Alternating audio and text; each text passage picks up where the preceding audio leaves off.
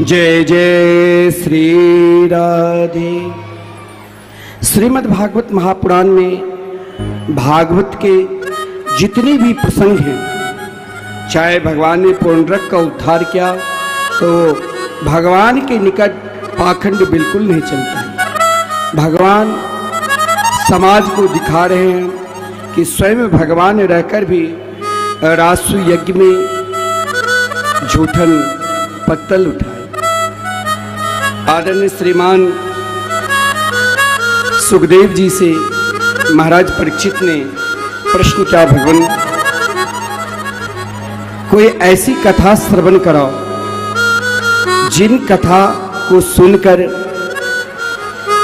परमात्मा के हृदय में प्रेम जगे, परमात्मा के प्रति समर्पित भाव जगे। देखिए, श्रीमद् भागवत महापुराण में दो जगह महत्वपूर्ण प्रश्न था और दोनों जगह महाराज परीक्षित ने अपने गुरुदेव भगवान सुखदेव जी से प्रार्थना की, हे प्रभु कोई ऐसी कथा श्रवण कराओ जिससे श्री कृष्ण के चरणारविंद में प्रेम जगे। तो स्वयं महाराज परीक्षित पर कृपा करने के लिए आदरणीय श्रीमान सुखदेव जी ने रास की कथा श्रवण कराए थे। और आज जब महाराज परीक्षित ने कहा, भगवान अंतिम दिवस की कथा है, कोई ऐसी कथा श्रवण कराओ जिस कथा में एक संबंध जुड़े, जिस कथा में एक निष्ठा जुड़े और जिस कथा श्रवण कर एक प्रेम जगे, वो कौन सी कथा है? ऐसी कथा श्रवण कराओ। और वही कथा श्री सुदामा चरित्र है।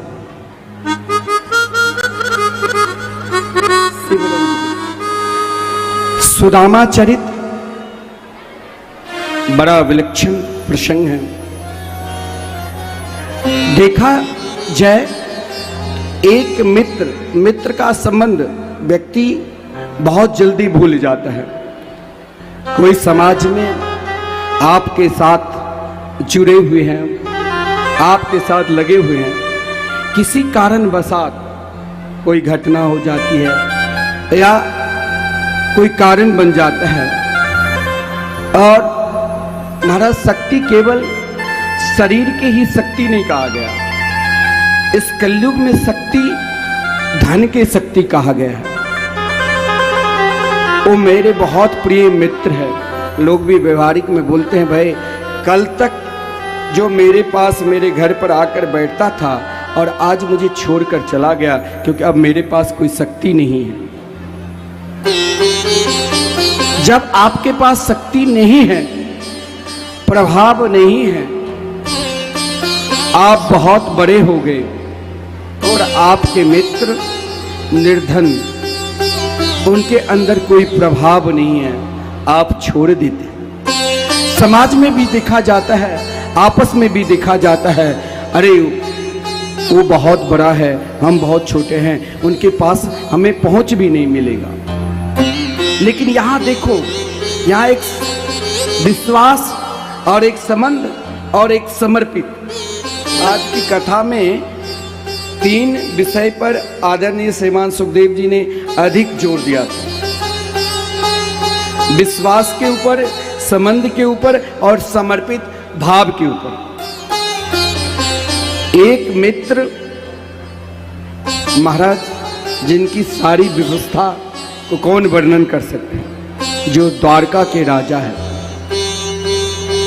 लाखों करोड़ों महाराज दास दासियां, सोने का महल, और एक मित्र विपन्न गरीब, ना खाने के लिए कोई अन्न, ना पहनने के लिए कोई वस्त्र, और ना ही महाराज रहने के लिए कोई महल। एक छोटी सी कुटिया जब थी सुदामा के पास, और जब बारिश होती थी तो बारिश के समस्त जल सुदामा की कुटिया में। लेकिन एक विश्वास देखो, एक याद देखो, हम भूल जाते हैं। भैया आप तो क्या, अब यहाँ बहुत लोग हमें मिले होंगे, आप हमें जानते होंगे, हम भी शायद आपको मुख से पहचान लें। संपर्क रहता है तभी। लेकिन श्री कृष्ण और सुदामा जी का जो संबंध है वो केवल महाराज सुदामा के विवाह हो गए, बच्चे हो गए और पत्नी की प्रेरणा से भगवान के निकट गए। यहां से ही एक मित्रता की महाराज जड़ बहुत गहराई होती है। यहां देखा जाए तो गुरुकुल में भी उनका संबंध श्री कृष्ण से बहुत गहराई थी। जिस दिन सुदामा बाल्यावस्था में जिनके माता पिता चले गए थे गुरुकुल में, अब तो गुरुकुल बहुत कम ही है, वृंदावन में भी महाराज गुरुकुल का बहुत नियम था। जब हम 1990 में गुरुकुल में थे तो वहाँ ठीक एक बार भोजन, अब तो सारी व्यवस्था है, एक बार भोजन और 4 बजे उठो और बैठ जाओ हवन पर, वेद मंत्र का उच्चारण करो और फिर अगर आपको 10 बजे भोजन चाहिए तो उतना भिक्षा लेकर आओ, तभी गुरुकुल में आपको भोजन मिलता था। कोई कोई बहुत निकट अगर आचार्य के हो जाते हैं तो आचार्य उनको काम दे देता है, तुम मेरे पास ही रहो। वही सुदामा जी अपने गुरुकुल जहाँ महाराज महाकाल भगवान विराजमान है उज्जैन क्षेत्र शांतिपन ऋषि के आश्रम में, तो सब जंगल समधा लेने के लिए जाया करते थे, लेकिन सुदामा को कोई कार्य ही नहीं मिला क्योंकि सुदामा गुरुदेव के बहुत प्रिय थे। गुरुदेव ने कहा तुम मेरे निकट रहो और यही विद्या अध्ययन करो। गुरुकुल में रहकर अगर शिष्य ब्रह्मचारी सेवा न करे तो विद्या की प्राप्ति नहीं होगी। साउंड क्यों ऐसा है? गुरुकुल में सुदामा निवास के नन्हे से छोटे से मात्र 5 वर्ष की छोटी अवस्था में अगर कोई महाराज गुरुकुल में रहे उसे सब ध्यान रखता है। हमने भी 6 वर्ष की अवस्था में ही वृंदावन चले गए थे। तो सुदामा जी 5 वर्ष की अवस्था में गुरुकुल में निवास कर रहे हैं, परंतु गुरुदेव ने कुछ काम नहीं दिया तो भोजन करना छोड़ दिया। अगर मैं परिश्रम नहीं करूंगा, हर व्यक्ति को अपना परिश्रम करना चाहिए, उतना परिश्रम कर लेना चाहिए जितना हम भोजन करते हैं, क्यों अन्न भगवान दिया है, अन्न में भगवान का वास। माता पिता संतान को पढ़ाते हैं कि बाद में भविष्य में आज तक जो ये भोजन कर रहे हैं या मैंने सेवा की, ये भविष्य में उन सेवा के भाव जरूर समर्पित करेंगे। सुदामा ने कहा मुझे गुरुकुल में तो कोई कार्य मिला नहीं तो छोड़ दिया अन्न खाना भी। गुरुदेव ने कहा तुम क्यों नहीं खा रहे हो? बोले मुझे कार्य दो। गुरुदेव ने कहा तो एक कार्य करो। गुरुदेव स्वयं पाकी थे, जंगल में जाकर समधा लकड़ी लाना और वही लकड़ी से वहाँ गुरुकुल में रसोई होता था। देखिए कभी कभी क्या होता है, मैंने कहा अगर आपकी निष्ठा जिस लक्ष्य की ओर है और वही लक्ष्य में आप पूर्ण रूप से समर्पित है तो वो भी आपका भजन है, वो भी आपकी निष्ठा है। सुदामा जी जंगल में समधा लकड़ी लेने के लिए गया था और बारिश हुई थी। कच्ची सड़क जहां पर पैर में 2-4 कील चुभ चुका था, लेकिन सुदामा के मस्तक पर आज लकड़ी नहीं है। सुदामा के जीवन का आज सर्वोपरि श्रेष्ठ परिश्रम का फल है। क्यों? क्योंकि भगवान ने दर्शन दिया और श्री कृष्ण ने सुदामा से कहा मैं तुम्हें अपना मित्र बनाता हूं, तुम मेरे मित्र हो। सुदामा ने कहा आप बहुत बड़े, हम एक छोटे, मित्रता बड़ा, दोनों बराबर में ही सही। आप मथुरा नरेश महाराज उग्रसेन के महाराज प्रिय से प्रिय वहाँ के उत्तराधिकारी है और हम एक गुरुकुल में, नहीं मेरी माता की पता, नहीं मेरे पिता की पता, आप मुझे मित्र मत बनाओ। लेकिन भगवान ने कहा दुनिया सबको छोड़ देते हैं, ये विश्वास रखना दुनिया आपको धोखा दे देंगे लेकिन कन्हैया कभी धोखा देते ही नहीं। कहा मैंने तुमको मित्र बना लिया, तो मानो चाहे नहीं मानो। अब आप कहोगे कि भगवान ने, अगर सुदामा ने मित्रता की भगवान के साथ, तो भगवान ने श्राप क्यों दिया? भागवत में ये बात वर्णन नहीं है, किसी शास्त्र पुराणों में भी ये बात नहीं आती है।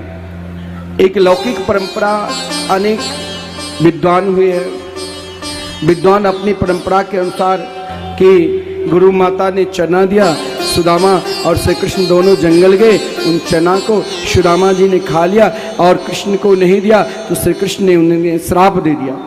नहीं, मानता हूं अगर यही बात सत्य है तो श्री कृष्ण ने कहा सुदामा के अंदर त्याग है, और सुदामा स्वयं भगवान भी संत को बुलाते हैं, सुदामा मेरे मित्र है, लेकिन सुदामा परम विरक्त है, संत है। हे सुदामा तुम वैसे नहीं आओगे, मैं श्राप के बहाना से ही तुमको जरूर द्वारका बुलाऊंगा और द्वारका वासी को दिखाऊंगा कि क्या श्री कृष्ण सुदामा की प्रेम है। भागवत में तो सुदामा जी के विषय में कहा गया है, कृष्ण स्या सिद्ध सखा कश्चिद ब्राह्मणो ब्रह्म वेत्तम विरक्त इंद्रियार्थेषु प्रशांतात्मा जितेंद्रिय। देखो दरिद्र कौन है इस संसार में? भगवान ने गीता में भी कहा, भागवत में, दरिद्र को वा दरिद्र। दरिद्र कौन है? ऐसा नहीं है जिसके पास कुछ नहीं है, गरीब है, विपन्न है, उससे हम दरिद्र के। दरिद्र कौन है? जिसके पास सब कुछ रहते हुए भी संतोष नहीं है, वो सबसे बड़ा दरिद्र है। भगवान ने बहुत कुछ दिया तो हमें संतोष भी करना चाहिए। परंतु मैं मानता हूं, बहुत लोग कहते हैं सुदामा के पास तो कुछ था ही नहीं, एक छोटी सी कुटिया, झोपड़ी। सुदामा क्या खाते थे? सुदामा अपने जीवन में कभी किसी के द्वार पर भिक्षाटन किए ही नहीं। ये सब के सब, ये तो मनगढ़ंत बात है कि सुदामा दूसरे के द्वार पर भिक्षाटन करते थे। सुदामा जैसे महात्मा भिक्षाटन कर ही नहीं सकते। सुदामा के विषय में तो स्वयं श्री वेदव्यास जी ने वर्णन किया है, जो श्री कृष्ण के प्रिय हैं, जिसे परमात्मा अपना प्रिय क्या मानता है। दुनिया में लोग एक दूसरे से छुपाते हैं, कोई पत्नी से भी कभी कभी कोई बात होती है छुपा लेते हैं, छुपाना नहीं चाहिए। कोई महाराज अपने पुत्र से, माता पिता से भी हम बात छुपा लेते हैं, लेकिन कोई ऐसी भी बात है जो हम अपने मित्र से नहीं छुपाते हैं। मित्र कभी कभी सबसे प्रिय हो जाता है, इसलिए भगवान ने सुदामा को अपना मित्र ही कहा, तुम मेरे सखा बनकर ही रहना, क्योंकि मैं, हो सकता है संसार के प्राणी मुझसे कुछ न कुछ छुपा ले, लेकिन सुदामा तुम मेरे मित्र हो, तुम कभी मुझसे कुछ छुपाना ही नहीं, तुम मेरे सखा हो। जिसे कृष्ण स्वयं अपना सखा माने, जिसे कृष्ण स्वयं अपना मित्र माने, और स्वयं श्रीमद् भागवत महापुराण में भी कहा है, सुदामा भगवान श्री कृष्ण के प्रिय सखा थे। हाँ, ब्राह्मण वृत्ति उनका जो कार्य था, घर में तो कुछ था नहीं, एक छोटी सी कुटिया, बारिश होती थी, बारिश का जल वही कुटिया में भर जाता था। और जब घर में कुछ था नहीं तो खाता क्या था? जब किसान फसल काट कर घर पर ले आते और वहां पर अन्न जो गिरता, वही अन्न को सुदामा एक एक अन्न को बींगता था, एक बार भगवान के नाम, श्री कृष्ण नाम, तो एक बार अन्न को बींगा। सुबह से शाम तक जितने ही धान चावल होता था उसे सुशीला तैयार करती, और सुशीला तैयार करने के बाद 2-4 टिक्कर बनाकर भगवान को समर्पित करते। स्वयं सुदामा जी बच्चे को और उसके पश्चात अपने ग्रहण करते। कभी कभी बारिश होती तो महाराज वो अन्न भी नहीं मिलता। कभी कभी तो 15 दिन तक सुदामा स्वयं भूखे रहते थे। नन्हे से छोटे से सुदामा के बेटा रोता तो उसकी माँ वही चावल को पीस कर घोल कर, पड़ोसी के बेटा दूध पीता तो उसकी माँ दूध के बदला चावल के पानी पिला देते, लो बेटा पी लो। दोनों बच्चे रोने लग जाते, सुदामा उन्हें शांत करता, सुशीला शांत करता। सुदामा घर में रहकर, परिवार में रहकर, बच्चे संतान हैं उनके साथ रहकर फिर भी एक विरक्ति की तरह, विरक्त भाव से रहता था। विरक्त ऐसा नहीं जो महाराज दुनिया को दिखाए विरक्त है, लेकिन घर परिवार सब में आसक्ति भरा हुआ। अब सुदामा हर पल हर क्षण कृष्ण की याद में करते करते रोते थे, हे श्याम सुंदर, हे कन्हैया, मुझे कब दर्शन दोगे, कब दर्शन दोगे, कब दर्शन दोगे। उनकी याद में निरंतर रोते रहते थे। और महाराज उनकी इंद्रियां, कहा गया इंद्रियार्थेषु, जीवन में हमारे अंदर भी, इस शरीर के अंदर 10 इंद्रियां हैं। अपने भाव से आंख दुनिया की नई नई चीज देखने की इच्छा प्रकट करते हैं, जीवा नई नई रोज वस्तु खाने की इच्छा प्रकट करते हैं। पता नहीं हमने अभी तक जीवा पर अनेकानेक स्वाद दिया, फिर भी जीवा को उन स्वाद का अंत ही नहीं है। बार बार को नई नई वस्तु चाहिए। परंतु सुदामा इंद्रियार्थेषु, अपने समस्त इंद्रियों को श्री कृष्ण के चरणार बिंद में लगा दिया था। मुस्कुरा वही सकता है जो कन्हैया के हो चुके हैं। इसीलिए कहा गया है प्रशांत आत्मा जितेंद्रिय। समस्त, कभी कभी व्यक्ति के अंदर दुख भी आ जाए तो उन दुख में अधिक घबराना नहीं चाहिए, कृष्ण की याद करना चाहिए। सुदामा जिस प्रकार स्वयं श्री कृष्ण की याद में निरंतर पुकारते रहते थे, हे मेरे बांके बिहारी, हे मेरे कुंज बिहारी, मुझे कब दर्शन दोगे, कब दर्शन दोगे। जिस सुदामा ने स्वयं अपने आप को, अपना जीवन परमात्मा के चरणार बिंद में समर्पित कर दिया था, कभी कभी 15 दिन तक भूखे हैं और अपनी पत्नी के साथ, धर्म पत्नी के साथ श्री कृष्ण कीर्तन गा रहे हैं और पुकार रहे हैं, हे बांके बिहारी मुझको देना सहारा, कहीं छूट जाए ना दामन तुम्हारा। बांके बिहारी मुझको देना सहारा, बांके बिहारी मुझको देना सहारा, कहीं छूट जाए ना दामन तुम्हारा, कहीं छूट जाए ना दामन तुम्हारा। मीठी मीठी काली की सेवा करते रहे।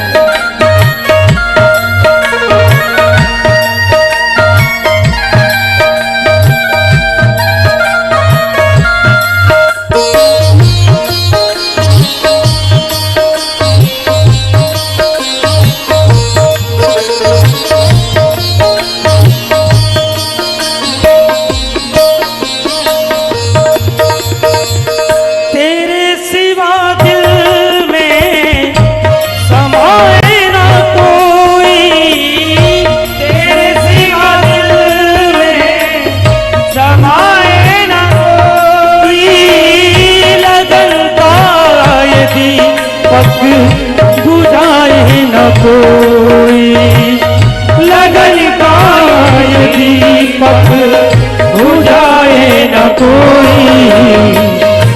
तेरा नाम मुझको है प्राणों से प्यारा, तेरा नाम मुझको है प्राणों से प्यारा।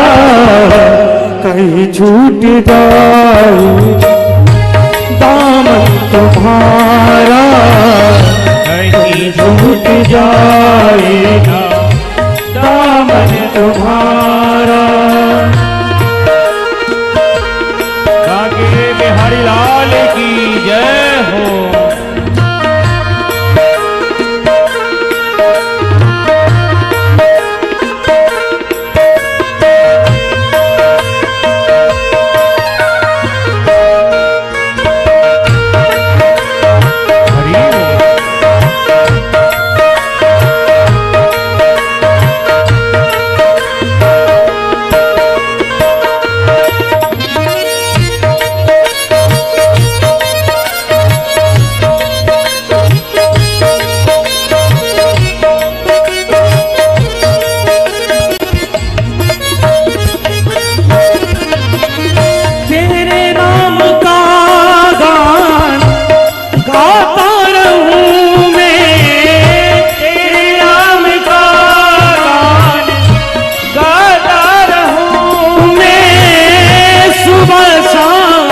तुझको रिझाता रहूं मैं, सुबह शाम तुझको रिझाता रहूं मैं। तेरा नाम मुझको है प्राणों से प्यारा, तेरा नाम मुझको है प्राणों से प्यारा। कहीं छूट जाए दामन तुम्हारा, कहीं छूट जाए दामन तुम्हारा। सद्गुरुदेव भगवान की जय हो।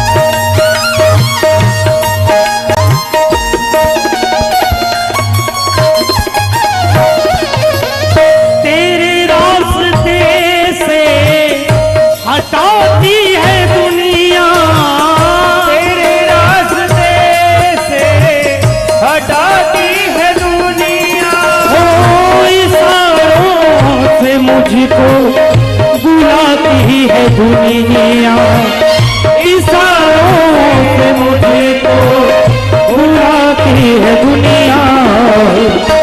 देखूं न हरगिज में दुनिया का इशारा, देखूं न हरगिज में दुनिया का इशारा।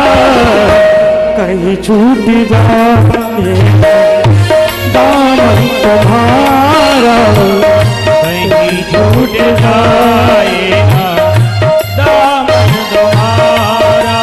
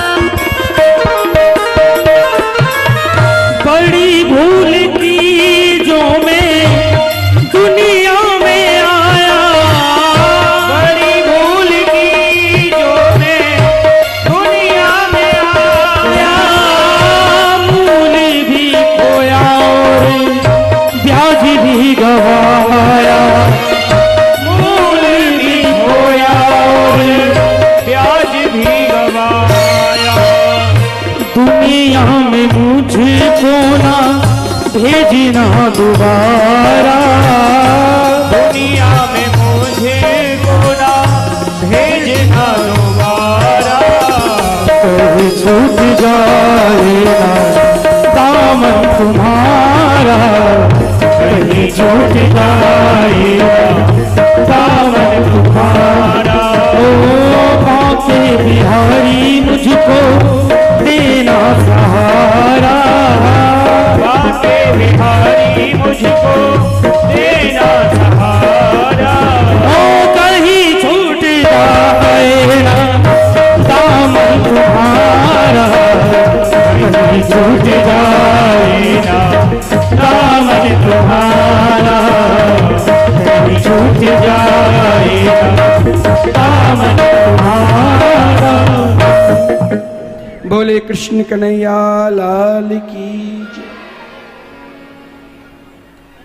सुदामा की धैर्य देखिए, उससे भी अधिक धैर्य अगर सुदामा के हृदय में धैर्य रहा, विश्वास रहा। इन विषम परिस्थिति में सुदामा के विषय में कहा गया है कि 15 दिन तक भूखे रहने पर भी सुदामा ऐसा नहीं है जो श्री कृष्ण की पूजा नहीं करते थे, रोज पूजा करते थे। ऐसा नहीं है जो श्री कृष्ण के निकट भोजन भोग नहीं लगाते थे, भोग भी लगाते थे। ऐसा नहीं है जो श्री कृष्ण से प्रार्थना नहीं करते थे, रोज प्रार्थना भी करते थे, लेकिन कृष्ण से कभी कुछ मांगते नहीं।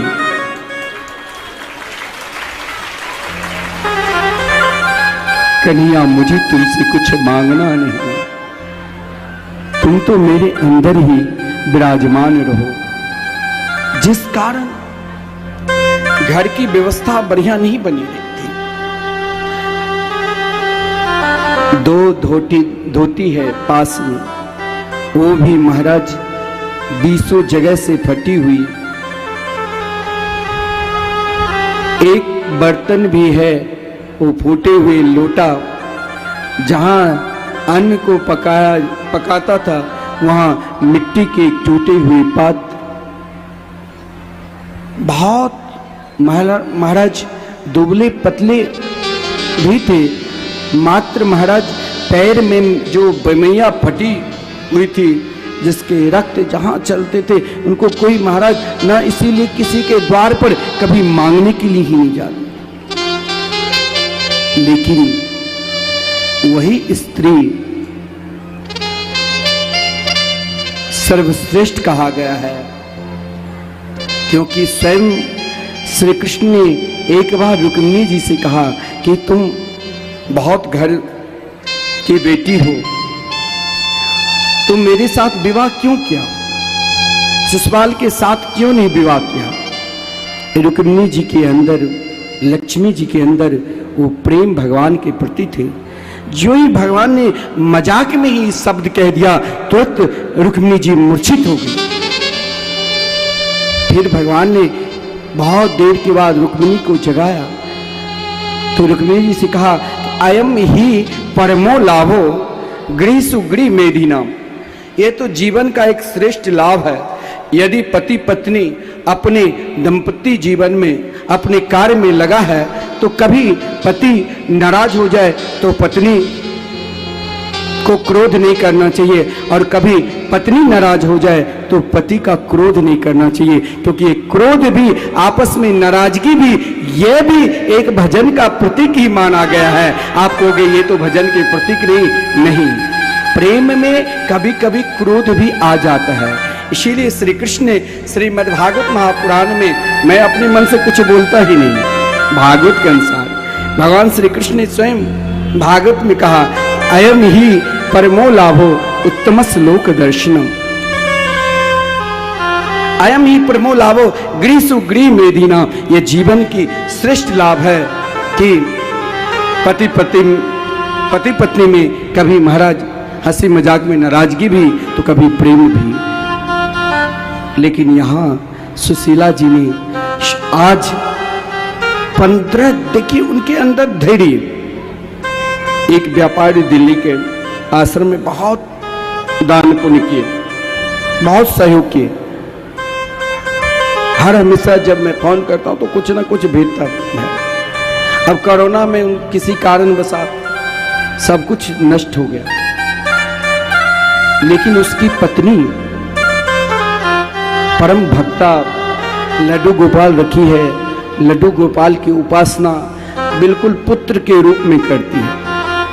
पति से कहा कि तुम धैर्य के साथ रहो, मुझे कुछ इस समय नहीं चाहिए, केवल पुनः हमें अपने व्यापार की ओर ध्यान देना है। मुझसे भी बार बार फोन की, मैंने कहा भगवान का स्मरण करो।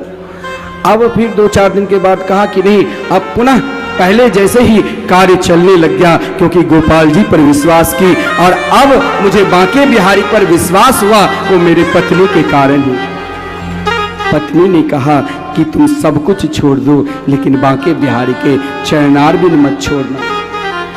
जिनकी कृपा से हम इतने बड़े हुए, जो सब कुछ दिया है वो फिर देंगे, लेकिन उनके चरणार बिन मत छोड़ो। यही सुशीला जी आज महाराज 15 दिन से भूखे, घर में कोई अन्न नहीं, लेकिन आज सुशीला जी जब स्नान करने के लिए गोमती नदी में जा रही थी, तो उस घर में एक नियम था कि 15 दिन भगवान की कथा, कभी 7 दिन सुदामा सुनाते तो सुशीला सुनती, समय तो कहीं ना कहीं किसी न किसी कार्य से निकालती, और 7 दिन सुशीला अपने जीवन की अनुभव सुदामा जी को सुनाती। आज सुशीला श्री कृष्ण की याद करती हुई जा रही थी, लेकिन सुशीला जी के मन में एकाएक ये भाव जगा कि मेरे पति का मित्र तो श्री कृष्ण है, द्वारकाधीश है, लेकिन जिनके मित्र द्वारकाधीश है, निरंतर हर पल हर क्षण उनकी याद करते रहते हैं, लेकिन कभी उनसे मिलने के लिए नहीं गए। और ये प्रेरणा सुशीला जी के कोई और नहीं। जब 15 दिन तक सुदामा के घर में कुछ नहीं था, निराश हो चुके थे, सुदामा अपनी पत्नी सुशीला से कहा, तुम चिंता मत करो, गोविंद सब व्यवस्था करेंगे। इधर श्री कृष्ण द्वारकाधीश द्वारका में दोपहर के भोजन करने ही वाले थे, इधर अपने परम प्रिय मित्र को, अपने सखा को भूखे देखकर श्री कृष्ण ने अन्न नहीं खाया। श्री कृष्ण ने सोचा, अगर मैंने कहा सुदामा तुम मेरे द्वार पर आओगे, तब ये तुम्हारी जो दयनीय अवस्था है दूर होगा, लेकिन सुदामा तो इतने बड़े विरक्त है, वो कभी मेरे द्वार पर आएंगे ही नहीं। देखिए, भगवान को स्वयं उनके द्वार पर आना पड़ा। आप कहोगे कि भगवान, हमने आज तक सुना है कि सुदामा श्री कृष्ण के द्वार पर गए, आप कहते हो कि श्री कृष्ण सुदामा के द्वार पर आए। एक बार कौन के, हजारों बार श्री कृष्ण किसी न किसी रूप बनाकर सुदामा की याद आते, सुदामा उनकी चाल ढाल से ही समझ जाते। जो परमात्मा को भजते हैं, भगवान तो इन पंडाल में भी कहीं ना कहीं छुपे हैं, लेकिन पहचान वही सकता है जो सत्संगी। बोले, हे मेरे गोविंद, हे मेरे गोपाल, मुझे कुछ चाहिए नहीं, मुझे तो बस आपके मंगलमय नाम और कथा चाहिए।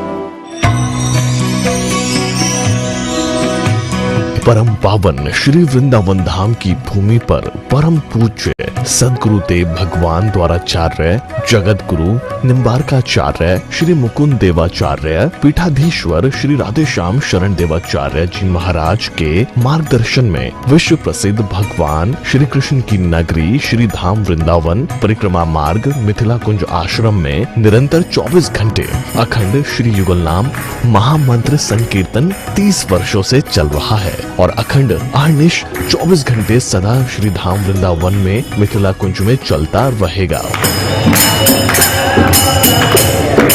आज विश्व भर में अनेकों मंदिर हैं, किंतु भागवत का कोई मंदिर नहीं है। तब हमारे पूज्य गुरुदेव के भजन संकल्प से ये भाव जागा कि श्री धाम वृंदावन में एक अलौकिक भागवत मंदिर बने, जिसमें वृंदावन आने वाले सभी भक्तगण एक साथ संपूर्ण भागवत श्लोक का दर्शन कर सकें। सदगुरुदेव के इस भाव को साक्षात करने के लिए विश्व में प्रथम बार श्री धाम वृंदावन मिथिला कुंज आश्रम में श्रीमद् भागवत महापुराण के 18,000 श्लोक शिलालेख लिखित भव्य दिव्य श्रीमद् भागवत महापुराण मंदिर बनने जा रहा है। आप सब भी इस दिव्य भागवत मंदिर में अपना तन मन धन से सहयोग कर श्री धाम वृंदावन में अक्षय पुण्य प्राप्त करें। एक श्लोक शिलालेख की सेवा राशि मात्र 5100 रुपए है, जिसमें आपके नाम से एक श्लोक शिलालेख पर लिखा जाएगा। इसी प्रकार से आप 2 श्लोक की दान राशि 11,000 रुपए, 5 श्लोक की दान राशि 25,000 रुपए, 11 श्लोक की दान राशि 51,000 रुपए और 21 श्लोक की राशि है 1,01,000 रुपए देकर अनंत पुण्य के भागी बन सकते हैं। कहा गया है कलयुग केवल नाम आधारा। हम सब भी श्री धाम वृंदावन में अपने नाम से या अपने पूर्वजों के नाम से या घर में समस्त विघ्न बाधाओं को दूर करने के लिए श्री धाम वृंदावन में अखंड संकीर्तन कराने का अलौकिक पुण्य प्राप्त कर सकते हैं। साथ ही आपके द्वारा प्रदान किया गया सेवा राशि से हरि नाम संकीर्तन के साथ साथ संतों का भोजन एवं गौ माता के लिए गौग्रास समर्पित किया जाएगा। आप निम्न राशि प्रदान कर सदस्यता ग्रहण कर सकते हैं। एक दिन का संकीर्तन राशि मात्र 1500 रुपए, एक माह का संकीर्तन राशि मात्र 15,000 रुपए, 12 माह की संकीर्तन राशि मात्र 21,000 रुपए से आपके नाम से निरंतर अखंड श्री युगल नाम हरि नाम संकीर्तन के साथ साथ साल के 12 माह में 12 दिन 12 संतों का भोजन गौग्रास आदि सेवाएं आपके मरणोपरांत भी चलते रहेंगे। अतः आप एक छोटा सा संकल्प लेकर हमसे जुड़ सकते हैं और श्री धाम वृंदावन मिथिला कुंज आश्रम में आप आजीवन सदस्य रहेंगे। आप वृंदावन में जब भी आएंगे तो आपके रहने की निशुल्क व्यवस्था रहेगी। Account number 1588500501309। अकाउंट होल्डर नाम Mithila Kunj trust, RTGS, NEFT, IFSC code ICIC 00010117, branch Vrindavan. Mobile number 9410810861। UPI Mithila Kunj trust @ICICI। ये संस्था 80G के अंतर्गत कर मुक्त है, जिसके द्वारा आप अपने दान पर टैक्स की छूट प्राप्त कर सकते हैं। आपके दान राशि की रसीद आपको बाय पोस्ट संस्था द्वारा भेजी जाएगी। साथ में आपको संस्था का प्रमाण पत्र भी दिया जाएगा। आइए हम सब मिलकर इस दिव्य भागवत मंदिर में अपना तन मन धन से सहयोग कर श्री धाम वृंदावन में एक अलौकिक भागवत श्लोक मंदिर का निर्माण करें। अधिक जानकारी के लिए संपर्क करें और मिथिला कुंज आश्रम से जुड़ने के लिए फेसबुक, यूट्यूब और इंस्टाग्राम मिथिला कुंज ऑफिशियल पेज को फॉलो करें।